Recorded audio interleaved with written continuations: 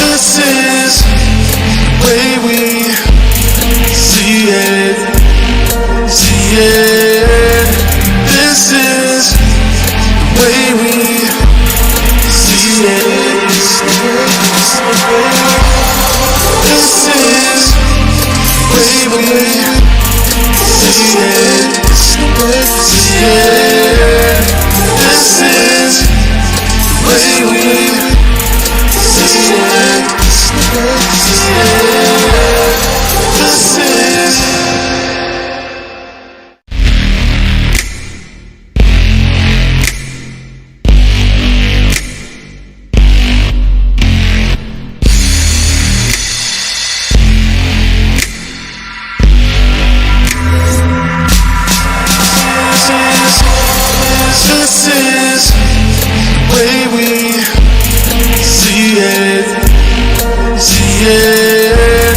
This is the way we see it. See it. This is the way we see it. This is the way we see it. See it. This is the way we see it. This is.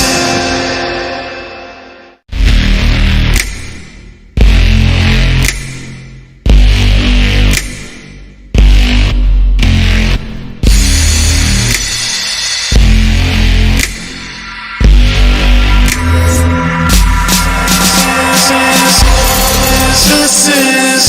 the way we see it. See it.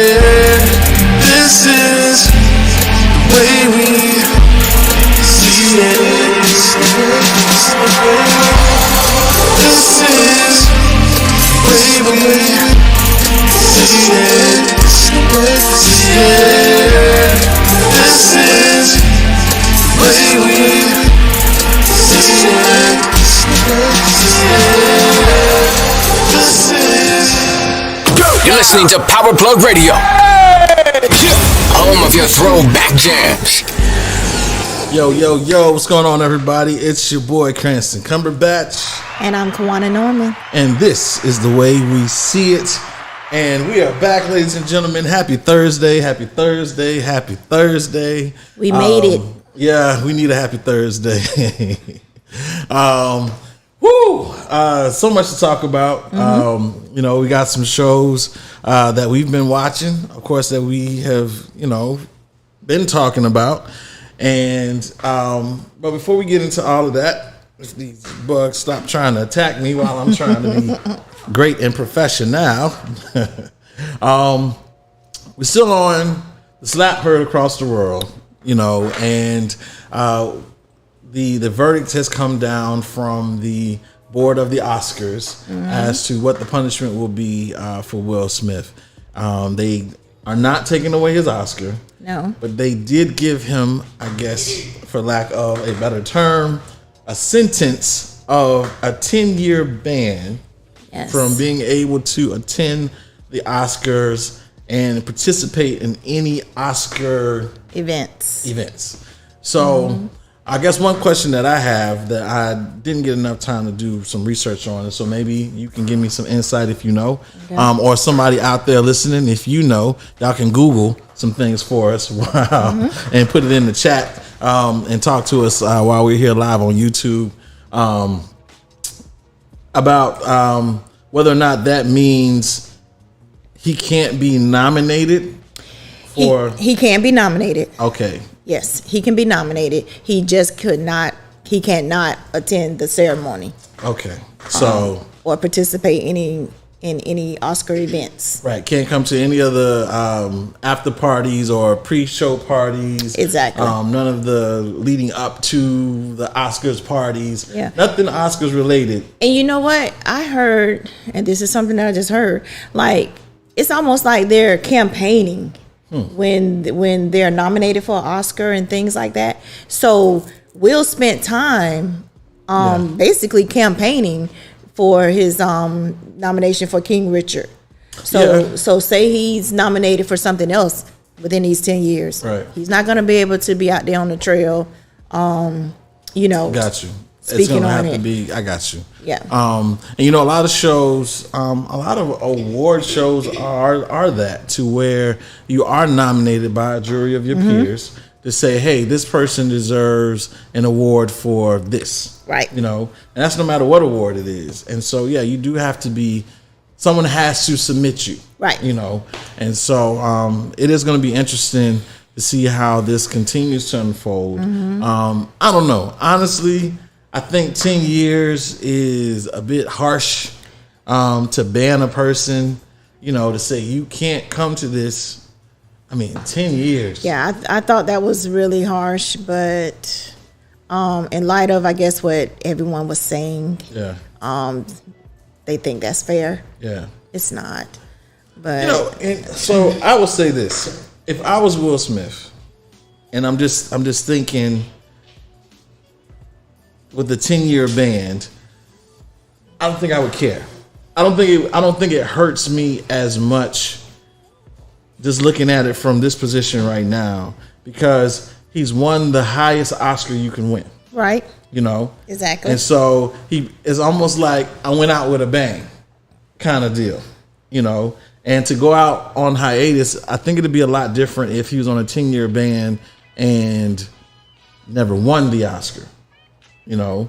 But the fact that he won it, you're not taking it away from me. You just say I can't come back. I think I can live with that. That's the way know, to say. That's the way to look at it. I think I can live with that because, you know, winning the Oscar is the high honor. Yeah.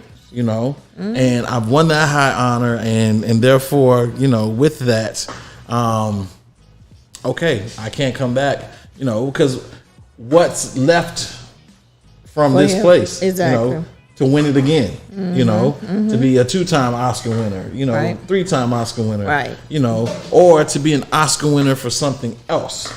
And I think if he put himself in another category, you know, it'll probably be one of those categories to where we don't even see it on TV. And know. but he has so many projects coming up where he probably would have been nominated again. Because I just feel like the film Emancipation that he was going to be in, Yeah. playing a slave. Okay. I just think he was going to put his all in that. Yeah. I mean, And then to maybe get nominated and not be able to go out on the, you know, the different venues to promote it. yeah. You know, Yeah. I mean, I see it, but it's interesting. 10 years, that still just seems Yes. like a long I'm- time. You know. I mean, so he can't come back until 2032. exactly. That's You know, will he still be relevant? Well, I mean, as much as we've been talking about it, You know what I'm saying? I think, I think, I don't know. He may stay relevant because of the memory of what happened at the Oscars. But I guarantee you that that 10-year Yeah. mark, Yeah. oh, he will be relevant then.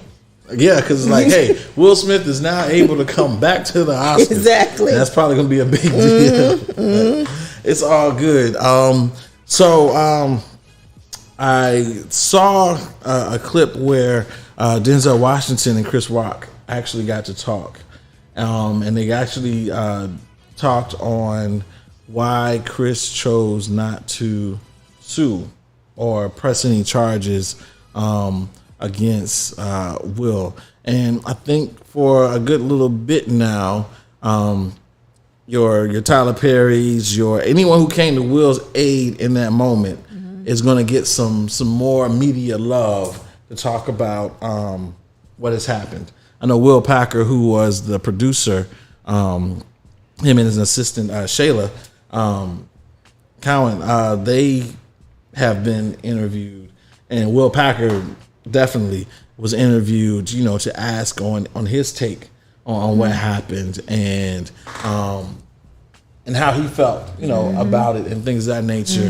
And so, I think we're going to be still talking about this for a little while longer now.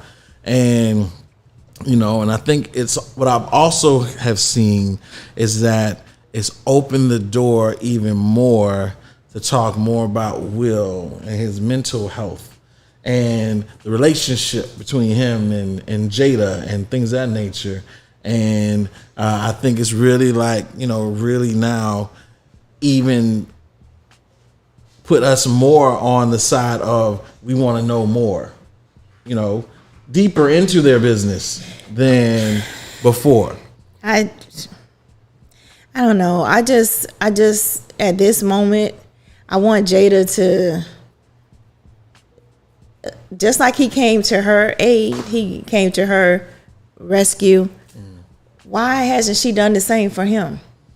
We're seeing all these clips come up from the past, and it doesn't paint a good picture of their relationship. And it's like the one person I feel like we need to hear from, she's not talking, but yet she's going to these different events, all dressed up and everything, like this didn't happen. Like your husband didn't torpedo his career for you. End of the day, he's still Will Smith, and when it comes to the work, he's proven himself as a hard worker. He's proven himself to deliver. We know that, but there's still people pulling out of all type of projects. Yeah, because we're part of that cancel culture, and cancel culture right now is saying, right now you got you've left the world with a bad taste in their mouth right now. So for us to put you on this, we may lose more than we gain. So we kind of have to just back off on you right now until you do that redeeming thing that now puts you back on top. And we now feel better about having you as the face. And right now, poor Will is often some type of rehabilitation clinic. Yeah, see, it's crazy. It's like wow, it's crazy, and how these things spiral, and and that's what happens once the public gets into your personal life. Exactly, it takes over. We become more interested in that.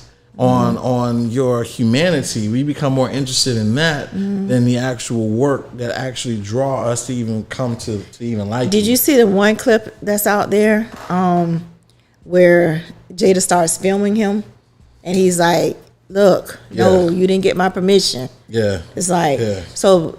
That just tells me that a lot of stuff that she's talking about on Red Table Talk and everything, you probably should have gotten his blessing to do so.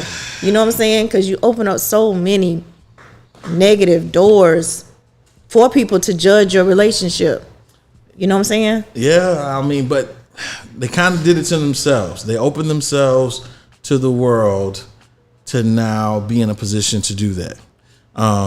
Jam, you got any thoughts on the matter? You tired of it? Jam says I'm with Jam. I am too. But that's what happens once you get in on the inside of a person's real life. That becomes more of the interest. Yeah, I know. And because I don't think we should be, any of us have the right to sit around and judge them and dissect their relationship and everything. You know what I'm saying? Because we wouldn't want it done to us. No, we wouldn't. But those types of things gives us a break from our reality. Yeah. It helps us feel better about ourselves and what we're dealing with, to be able to talk about them or to be more fascinated on the problems they're going through. Yeah. It gives topic of conversation. They have given the world a topic of conversation to talk about. Yeah. Even amongst strangers, you could have nothing in common with this person and be on an elevator. Me and you can be on an elevator and not know each other. And as soon as I say, "Hey, have you seen the stuff that happened at the Oscars?" and boom, that opens up. And now we are talking about, we have right. a relatable subject. So on one hand, I guess it has a way of uniting people to to a degree to talk about something from a common place, but at the same time, the what we're talking about and the how we're talking about it and how it affects the people who we're talking about. Right. You know, that all. And then you have one of his brothers, not Tony Rock, because I already spoke on him. The one who nobody knows. I never knew. Kenny wants to box. He wants to, a boxing match. He wants a boxing match. Are you serious? With Will, right? Like, are you serious? That is crazy, you know. But at the same time, you know, yeah. So, yes, that's the latest. So Chris Rock's other brother, Kenny, not Tony, Kenny, the one nobody knows. I don't know Kenny. I never heard of Kenny. I've never heard of Kenny. You know, but and I'm sure we're gonna hear about the other brothers that Chris Rock has as well. But Kenny wants to have a boxing match. Yeah, he wants to have a celebrity boxing match with Will. And I honestly don't think it's going to happen unless he raises enough stink about it, you know. And I still don't want Will to step into that ring. No, because if Will does that, what it does for Kenny, it now makes Kenny relevant as a Rock, you know. And it's a way to get some type of exposure, right? You know, to you. I mean, even in the sense of right now, Kenny did a smart thing. I got to give him props for the smartness, because a celebrity boxing match and challenging Will is something that you can brag and boast about. It's the same thing that Logan Paul did with Floyd Mayweather and all that good stuff. You call him out long enough, you know, and as your social media numbers are growing and things of that nature, you know. But that's the one thing Will said to her. My social media platform is very important to me. Yeah. So Will, so please, here we go. So here we go. Do not step into that boxing ring. But that affects his social media platform. Don't do it. If millions of Will Smith fans say, we want to see you knock him out, what? Please don't do it. Don't do it, Will. Hashtag don't do it, Will. No. Is that what we talking about? Please don't. Hashtag don't do it. Because if he gets knocked out, oh my gosh. Yeah, you know, if Will gets knocked out, it's going to be worse. Yes. But then if Will knocks Kenny out, then... Man, there's no winning. The whole Rock family gonna show up at the boxing match. It's a lose-lose. What is the end goal? That's my question. Exposure for Kenny. Exposure for Kenny, and then, you know. This has gone way farther than Will and Chris now. Chris said he's done with it. Will, he got what he got. So what is actually the purpose? Exactly. Keep going. Yeah, what is the exactly? And for those who, you got the brother. Yeah. Now that the brother's into it, Jaden might say something. I don't know. You just know. Yeah. Exactly. Yeah. Why is people more upset than the actual people that it happened to? Yeah. And so for those who are listening that can't hear Jam, Jam is actually, she was commenting and saying, you know, that this is going like way further than the two people involved, than Chris and Will, who have kind of gotten to a place of squashing it. But now you got other family members that are starting to rise up, especially from Chris Rock's family. What's the end goal? Yeah, and what's the end goal? But they're starting to rise up, and now, you know, these challenges are going out to Will and things of that nature. And next thing you know, the kids are probably going to want to challenge Will's kids. But we see the end goal. We see this as they're seeing this as a comeuppance. Yeah, you know what I'm saying? Opportunity to come up, yes. You know, gain some relevancy, like we said. Exactly, because next is, I believe Chris has a sister or two sisters. They gonna want Jada next, you know. Look, then they gonna be on WWE WrestleMania yes. talking about Royal Rumble, the Rocks versus the Smiths. Yes. There's so many ways this thing can go, but at the same time, this is a world of entertainment. This is the world that they live in. They're about creating entertainment. And at the end of the day, this is what's happening. But from the way we see it, we say we'd like to just see it all calm down. Yes. Everybody goes back to, you know, normal, what they were doing before. Exactly. And, you know, keep it moving. So, because we're ready for Bad Boys 4. Yeah, we are ready for Bad Boys 4. And from what I hear, they still are on track and on pace to make that happen. Okay. I mean, because regardless, I think with even what has happened, time heals all wounds, and something's going to happen that's going to take us off of this. Something else. Someone's going to do something else, and we're going to be talking about that and focused on that. And this, I don't want to say will be water under the bridge, but it'll be a lot further to the bridge than than anything else. So you're right. But let's move on. We've given that enough airtime. For those of you who are listening to us, we invite you to call in, talk to us, ask us questions. We're getting ready to talk about Power, Force, Power Book 4, Force, the Tommy Egan story. And we'll be talking about Winning Time and also Snowfall. We'll be talking about that here in a little bit as well. So, call us 727-686-0512. Call in, ask us some questions. We're live on YouTube right now as well. Feel free to comment in the chat, in the comment section as well. We are able to see it. We'll be able to chat back to you guys as well. And you can share with us your thoughts on the show, the shows we're talking about. You can also share with us what shows you're watching. Like if it's none of these and you got a really great show that you're watching, let us know. We'd love to check those out as well and bring them on the show to talk about. But Power is back. They took a week off. And now that they're back, Tommy about to cancel Christmas.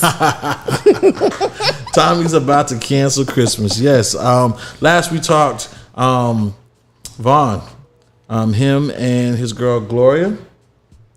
Vic. Sorry, Vic. Vaughn. I don't know why I call him Vaughn. I got something else in mind. But Vic, who's Mr. Flynn's son. Yes. Him and the girl that he's been trying to be his girl and live happily ever after with. Happily ever after Gloria. Gloria. Yeah, they are trying to make their escape out of town. And they were almost there. Almost there, and then this hit gets put out and they get shot up. Yes, and Vic survives. Gloria didn't. And it has opened up Pandora's box. Mm-hmm.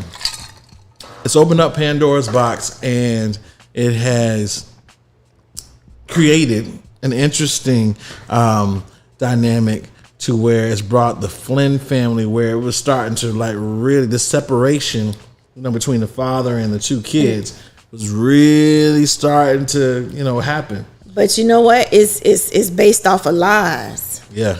He brought his family back together, but it's all based off of a lie. Yeah, the way he did it. It's like I'm so upset with Claudia. Yeah, Claudia. Claudia right now, because Claudia, Tommy. Yeah. And because you want your dad's love and approval, you just threw everything you knew about Tommy out the window. Yeah. And, and she was forward enough to, after she talked to her dad, and her dad, was basically telling her that Tommy was behind the hit. He ordered it happening. And she knew that. She knew it. She knew that Tommy wouldn't do that. That's not his MO, and she knew that. And so it's like, for her, when she went to actually go talk to Tommy, she saw him talking to the Serbians. But she had her doubts before then, and that just was because of the picture the dad painted. Exactly. Yeah. Her dad had already painted this bad picture. So, and then Mr. Flynn, Papa Flynn is so evil, because this is your daughter who you're supposed to love and everything, but you played off of her emotions. Oh, big time. You know what I'm saying? You saw her weakness and you just went in. Yeah. You knew all along all she ever wanted from you was your love and your acceptance and everything.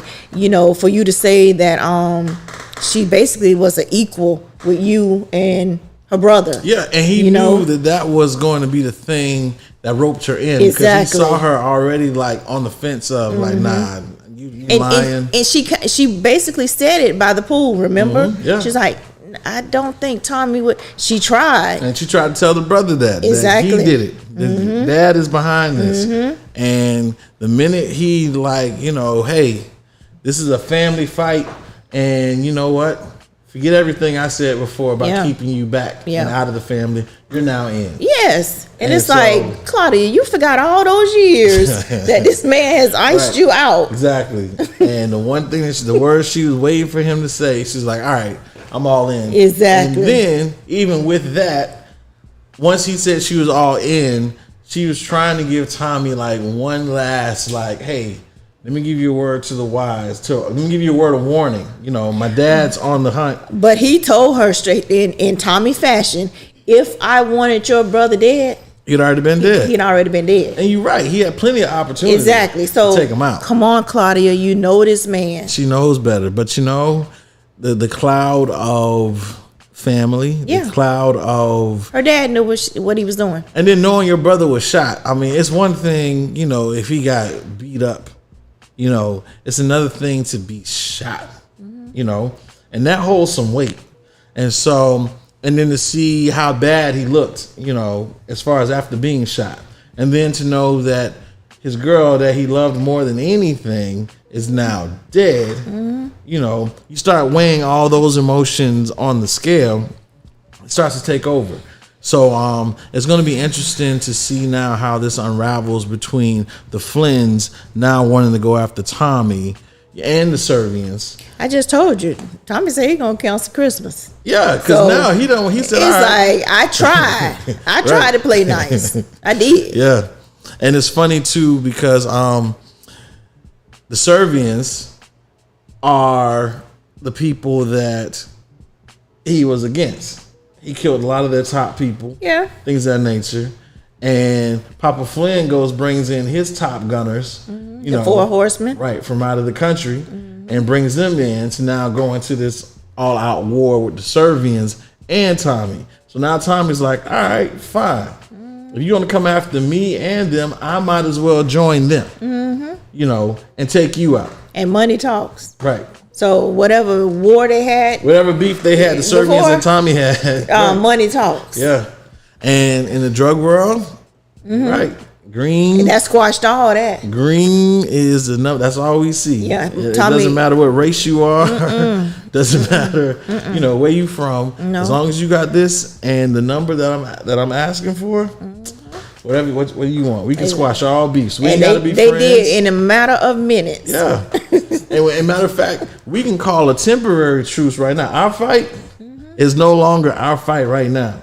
We can squash it. I'll make sure none of my people touch you. Exactly. Make sure none of your people touch me. And then when we're Exactly. done with this, we can get back to fighting. Right. But for right now, we're on the same team. You know? And so that's what Tommy has done.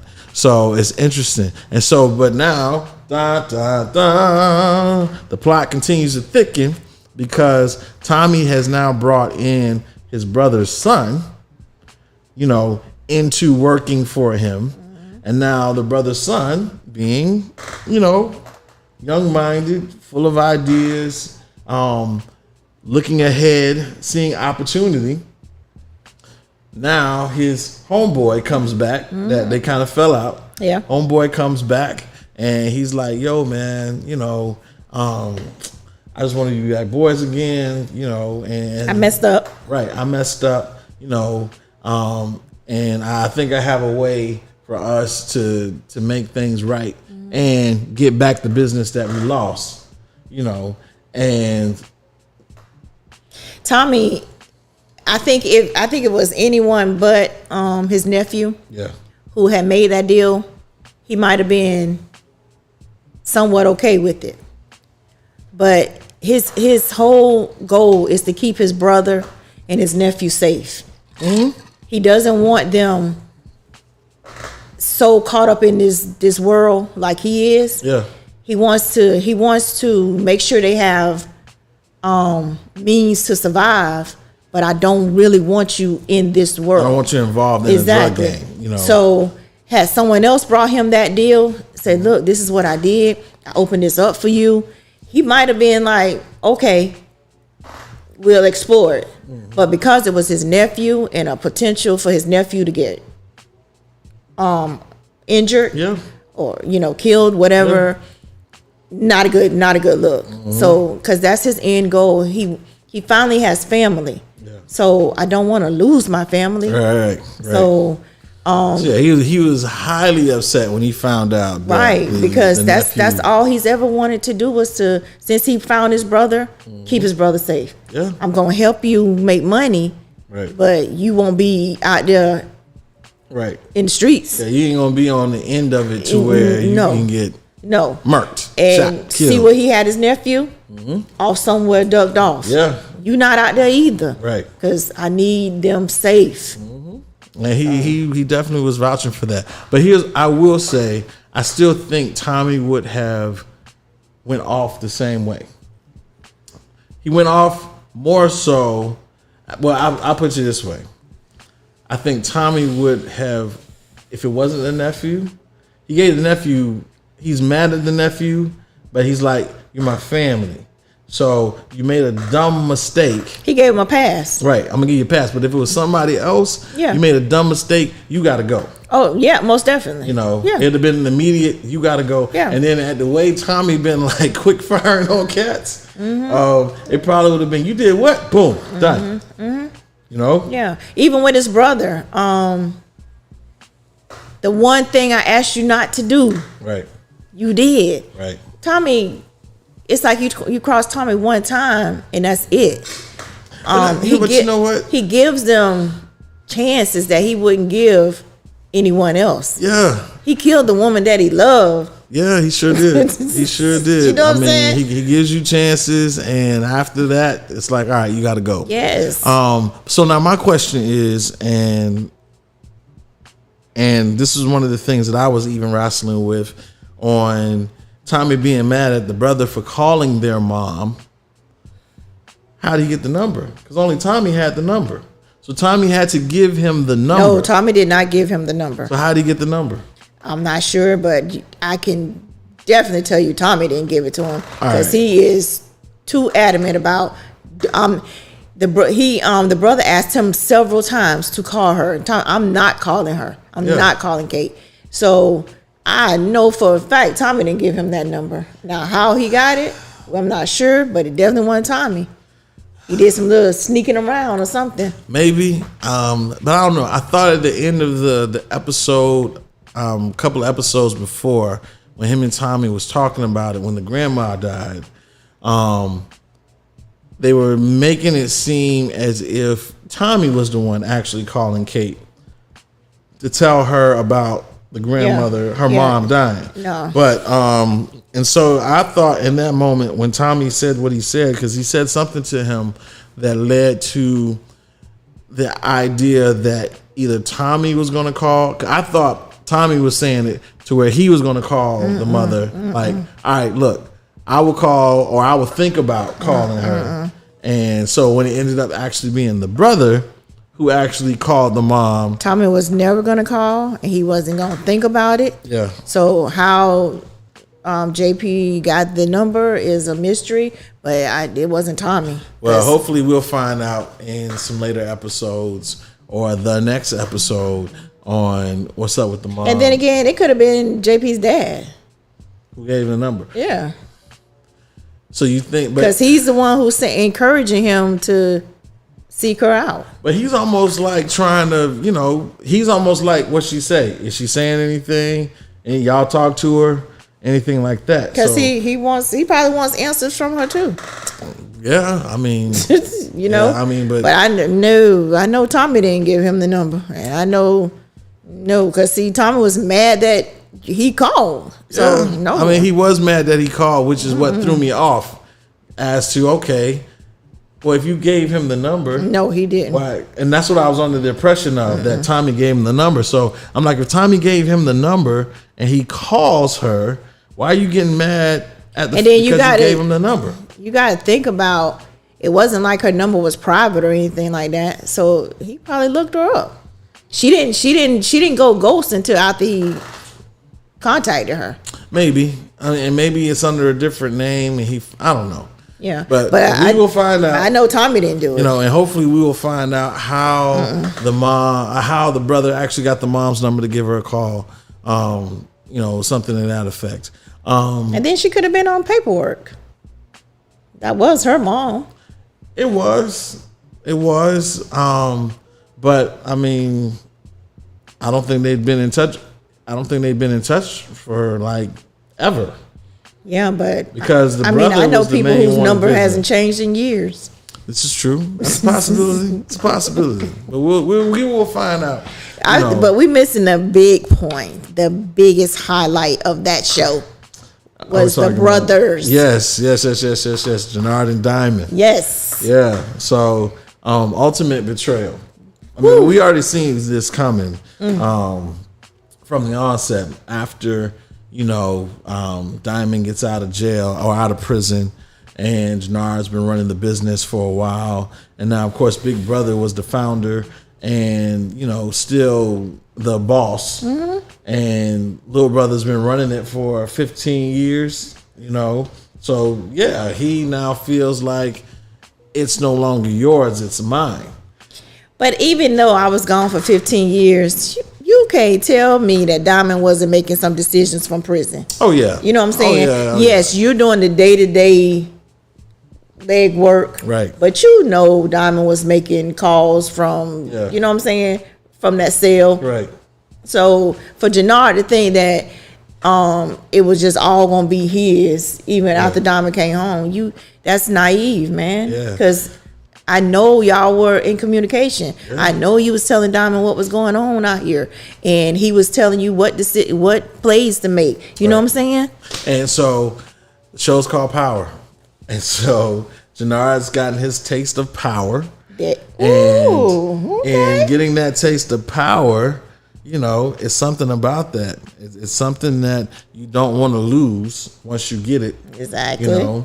And to have that power and to have it at the level that he has it on, you got the respect of people, you have the money, that comes in that, now everything has to run through you, checks and balances has to run through you.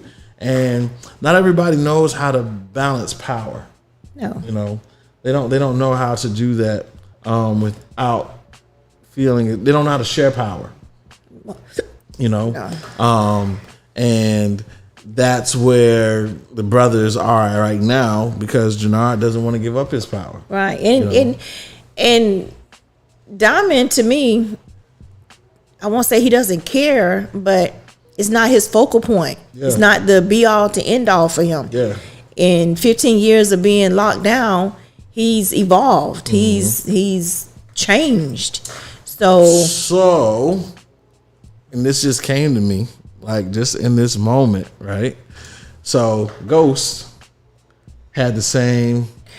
Listen, I have some stuff that I want to share with you about Ghost, but exactly. And if you notice that they go through that evolution, that change, because even on Power Book 2, Ghost.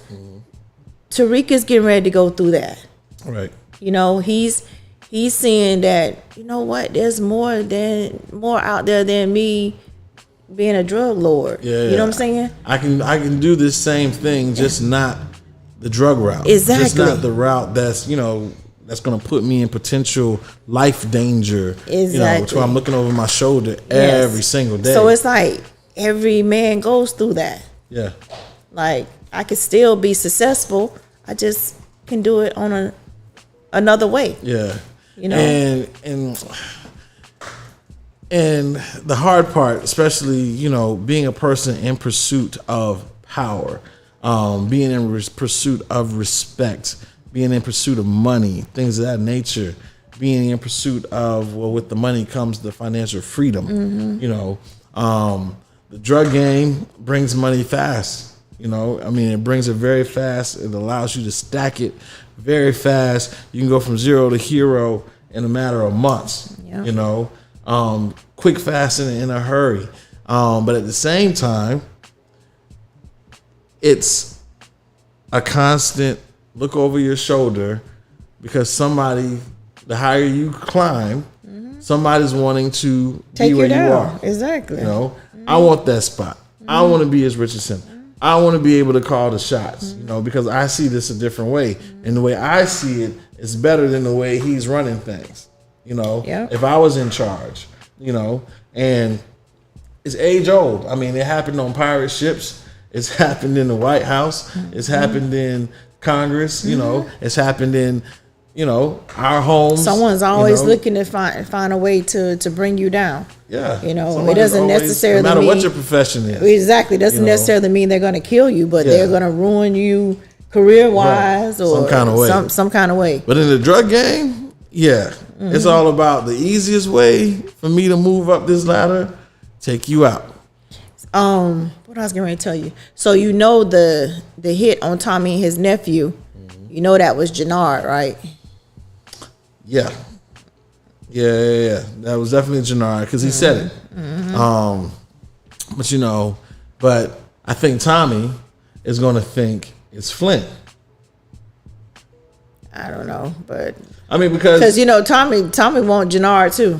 He wants Jannard too, but because Tommy just got done talking to Claudia, and Claudia told him what the father's intent was. Right. But if you look at the van, I'm not saying that the Flynn's couldn't hire black people to do it, but it was obvious it was brothers. It was brothers, but you know in this game, like you said, I don't know because you know Papa Flynn, he worked with certain people. Yeah, Man. But definitely, you know, though it was Jannard, because Tommy just got done having that conversation with Claudia, I believe that Tommy's going to believe it's the Flynn's, and it's going to take some other things to point him back to looking at this was a hit by Jannard. So now he's got to watch out for Jannard. He already knows he needs to watch out for Jannard, but he doesn't consider Jannard a threat right now.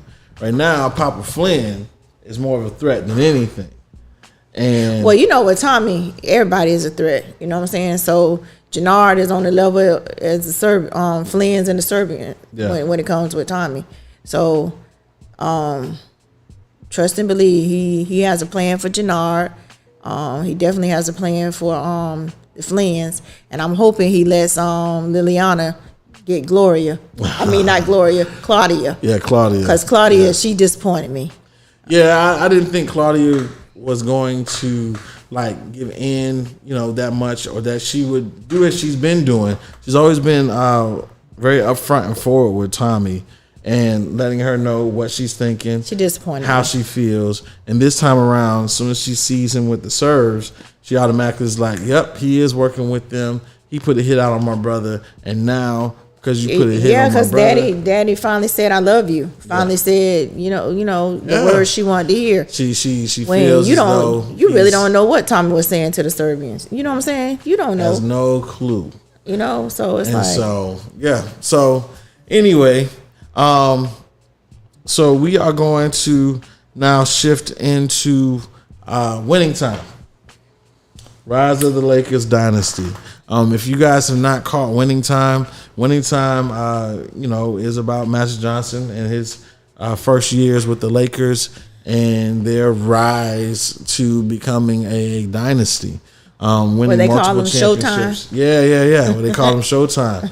And as we've said before, if you haven't watched this series, it's not a documentary. It's not. It is based off of true events from a book that was written about them called Showtime.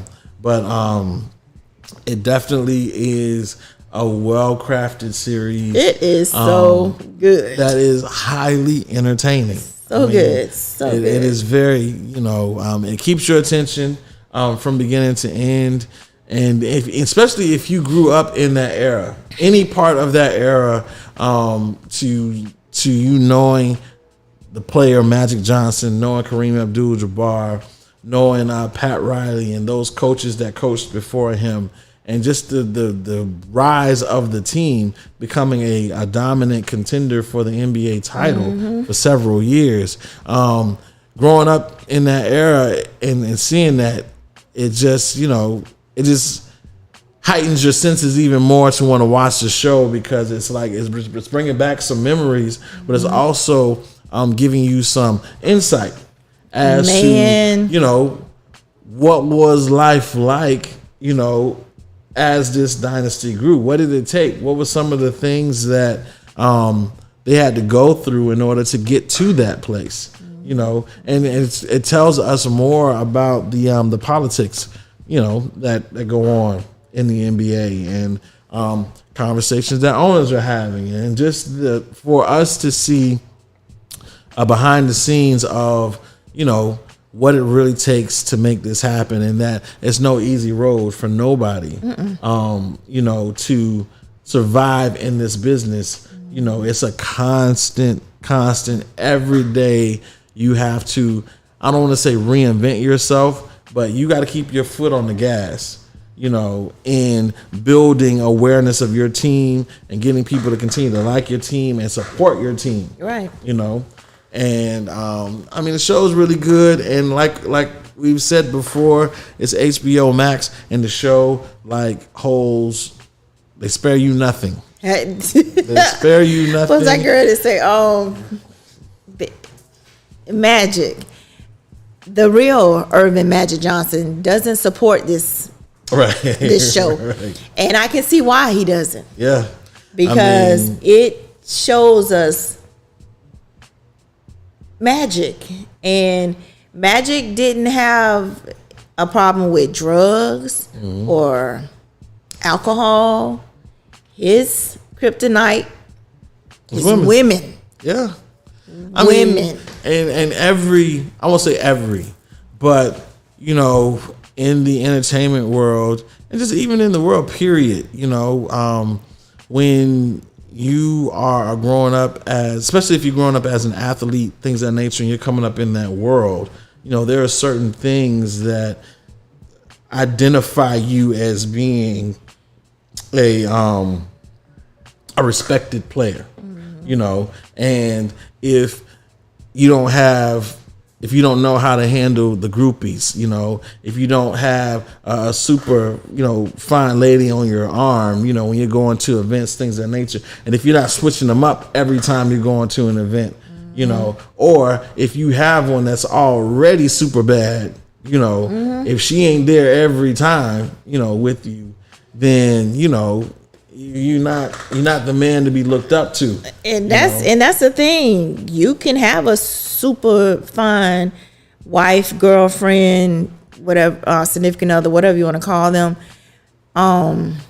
at home, but you're on the road, and all of these women are just making themselves readily available for you, actuated at any given moment. So it just shows the inside look of what his life was like. And he wasn't able to say no a lot of times. Yeah, he wasn't able to say no. It was hard to say no a lot of times, but, and then there's just so much pressure. There's a lot of pressure put on you as being a professional, because there's so many things that you have to live up to. Even in that world, you have to live up to a certain level of notoriety in that world. And if you don't have strong foundations, mentally, you're going to give in to a lot of stuff. But that's the thing. He did. Yeah. He was rooted very well, very firmly. You know what I'm saying? But what I've noticed about him, he's at an early age, he had to always be Magic. Yeah. He always had to smile, that beautiful smile. Yeah, you know what I'm saying? Everybody expected him to always be on all the time, Mr. Showtime. And that's a lot. That is a lot. At the age that he was, 19, 20 years old, you know what I'm saying? And to be a superstar. I mean, not just a superstar in your hometown, you are nationally known. Exactly. And then to win the college championship, that puts you way out there even more, And I do love, I love in this last episode, how he's now, the team's very successful. They're winning games, things of that nature. They're really starting to show themselves as being a dominant team. Mm-hmm. And now you start looking into the life of endorsements, and sneakers. And, you got approached by Converse, Adidas, Puma, and Nike. And Nike. And to know that at that time, I always thought of Nike as being a dominant shoe. Like it was Nike, then Adidas, then Converse, then Reebok. Reebok, then Converse. And you know what? They didn't mention Reebok. They didn't mention Reebok at all. But at that time, Reebok, I don't think was around. Right at that time, Nike wasn't even doing. Nike was brand new. Brand new. And that blew my mind. I'm like, wow. And so what they said in the show, the very next day, it was all over the internet that yes, it went down like that. Yeah. He really lost $5.2 billion. Right. What he could have had. Had he signed with Nike instead of Converse. But at the time, even in thinking about it, but Converse was the shoe. Converse was the Nike of that time frame, because you had your Chuck Taylors, that they wore like long before that, that style of sneaker, and then you had the style of sneaker that Larry Bird and Magic Johnson ended up wearing, and I even and it's kind of cool to even go back to those time frames to where you had the battles of whose shoe you're gonna wear. You're gonna wear a Magic shoe, or are you gonna wear Larry Bird's shoe? I don't know. Me, I would have went with Nike. You know why? Because I would have been able to put my name on my shoe. Yeah. You know what I'm saying? It's my shoe. Yeah. And Magic got Converse to do it. So yeah, but that was the thing. He was like, if you can put my name on the shoe. Yeah, but I don't think, did they do it? I think so. If I remember right. I don't think so, because that man looked very, very skeptical. Like, just go ahead and sign this first. Right. You know what I'm saying? We'll talk about it. We'll talk about it. Sign and we'll talk about it. Yeah. So no. So, but that is something. Now we got to Google it to see. Jam, you in a position where you can Google to see if Magic Johnson ever had his name on a Converse shoe. Yeah. To me, he should have sat down in a meeting with the Nike representative, the owner, and really let him break it down to him. But he didn't. You know what I'm saying? He let the girl and her dad get in his head and push the numbers around for him. Yeah. I mean, and even with that, even though he didn't go with the Nike deal, he still made a good amount of money right then. Yeah. But he didn't look at the bigger picture. Yeah. So in the bigger picture, he was gonna come out better. Yeah. With Nike. He had other endorsement deals that came with that as well, later. But as far as that Nike one, what he could have had made by the time Nike really took off, that is a lot of money. Because he would have been getting in at ground level. Like And Nike like Kobe did with what was that? I think Kobe started with Adidas. No, it was something else where he got in at ground level, and after his death, I think she cashed in on it, and it was millions and millions and millions and millions. Man. Look. Anyway, but yes, Winning Time, Rise of the Los Angeles Lakers. It is a really good show. It really takes you through the journey of how they got to their spot. Jam is still looking up some information for us. With the Converse thing, yeah. But they didn't look like Converse. They looked like a standard basketball shoe. But his name? His name was on it. And they had the cushioned Converse's Energy Wave system in the heels. So Okay. Gotcha. Okay, So see, gotcha. They custom made the shoe. Put the shoe on the screen. There you go. Put the shoe on the screen so the people our can producer see. is better than your producer. Our producer's better than yours. Our producer's better than yours. Yeah. She's going to put the shoe on the screen for y'all to see what we're talking about. So Magic Johnson did have his name on the shoe with the custom heel. And I know Magic was like really, he was really like, he wanted to be a step above Larry Bird. And in the heat of competition, you know, that's pretty much all you had to mention was Larry Bird did this. What, Bird did that? Okay, then so I want to do this. You're offering him $90,000? I want to. Right. Yeah. So, you know, and it was a matter of who was like hot at the time, you know. And they were neck and neck all the time. Yeah. You know what I'm saying? Neck and neck, yeah. So that was that really, you know, and being able to watch them play, you know, of course, much later in life, it was interesting to see that rivalry like never stopped. It never stopped. So my sister is watching in Atlanta. Yay! Hey, sis. Her name is Michelle. Yes. And she can't seem to figure out how to chat, Jam. Well, if she on the YouTube app, the chat box should be right there. You type faster than me.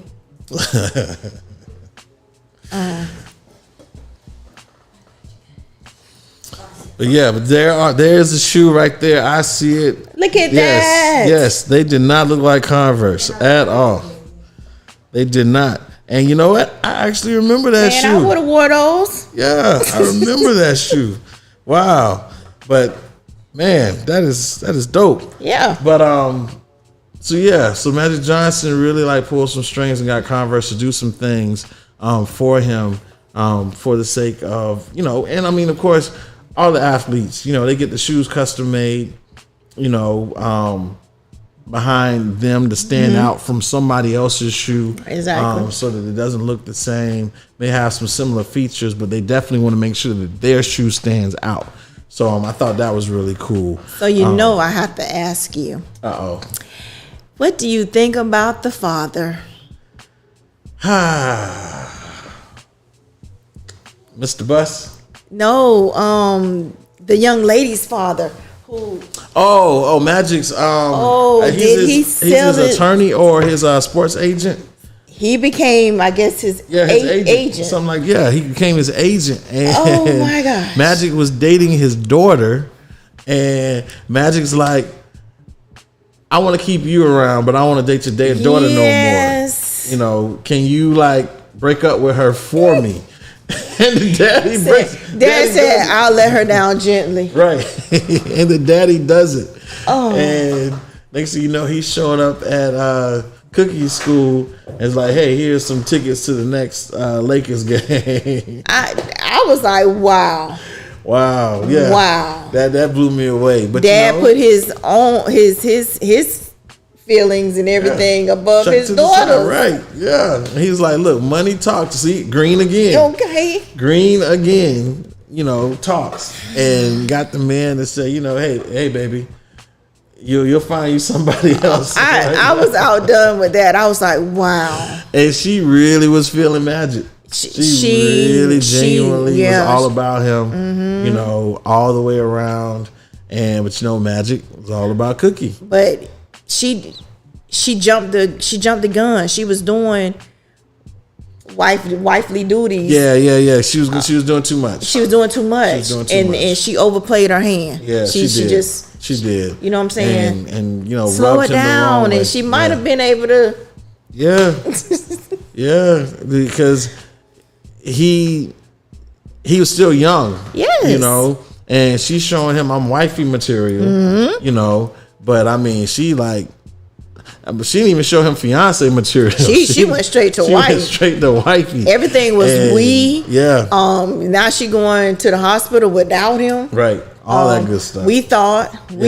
Oh. Yeah. Man. And it's like, man, now you talking for me and things of that nature. And then of course that starts feeding into the locker room, and those guys, man, we see it. They show no mercy.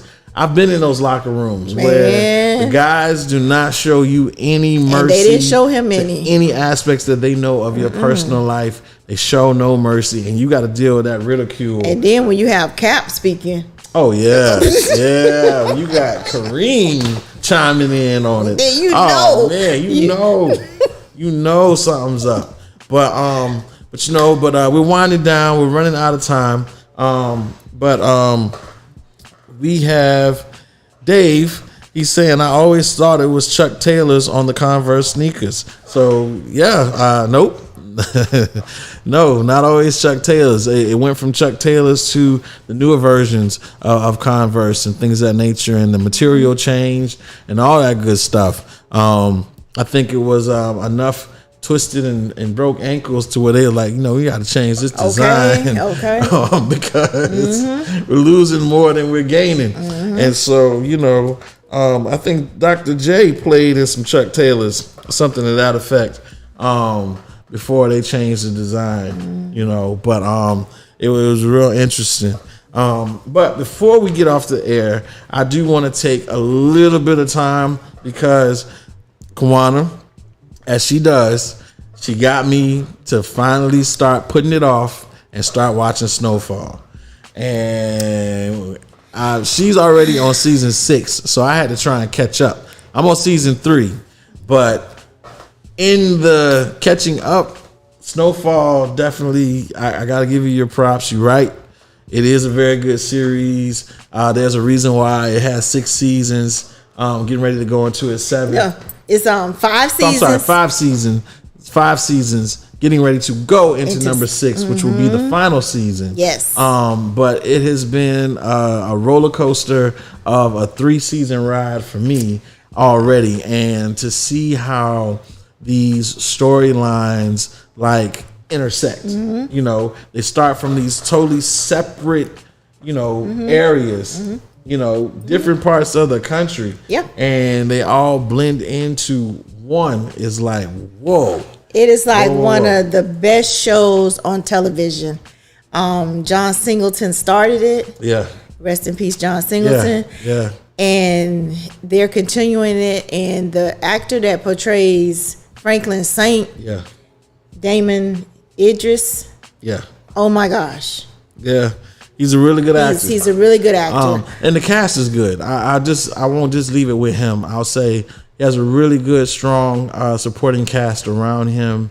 You said something, and I know you've only gotten to season 3, but you said something earlier about power. Yeah.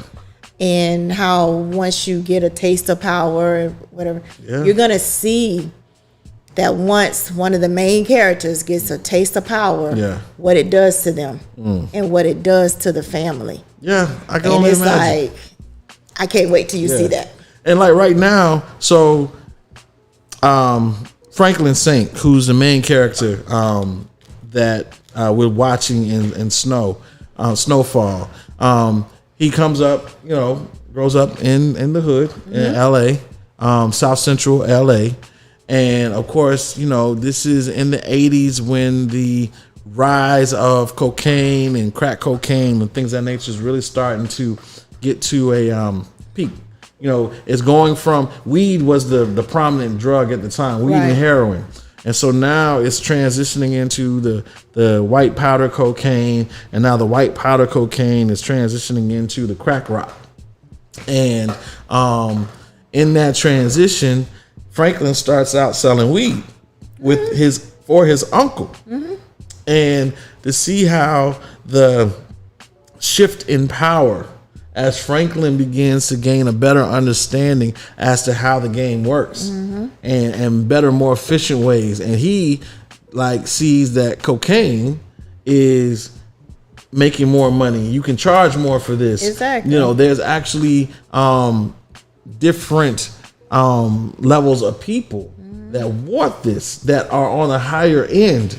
Franklin is very intelligent. Yes, very intelligent. He started off as a college student. He wanted a different life. He did. Yeah. And he tried to have a different life. But because of certain circumstances, the environment that he grew up in, and in certain circumstances, he had to find a different way. He got impatient. He didn't want to stay there and fight for that life. He went where he saw it was easier. Yeah. You know what I'm saying? Based on the environment that he was in, that was an easy life to fall into. Exactly. And so I thought that was very, very interesting. But hey, look, We are out of time, ladies and gentlemen. I know we just started getting good. Time's up already. But when we come back next week, we definitely will be talking more Snowfall. Yes.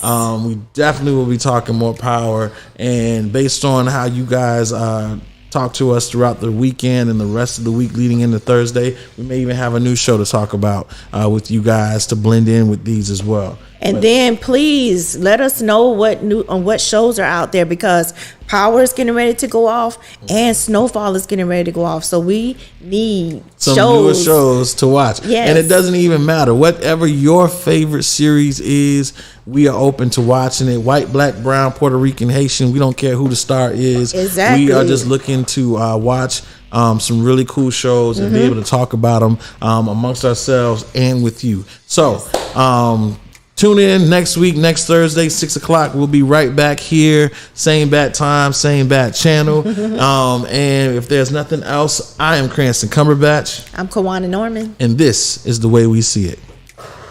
You're listening to Power Plug Radio. Home of your throwback jams.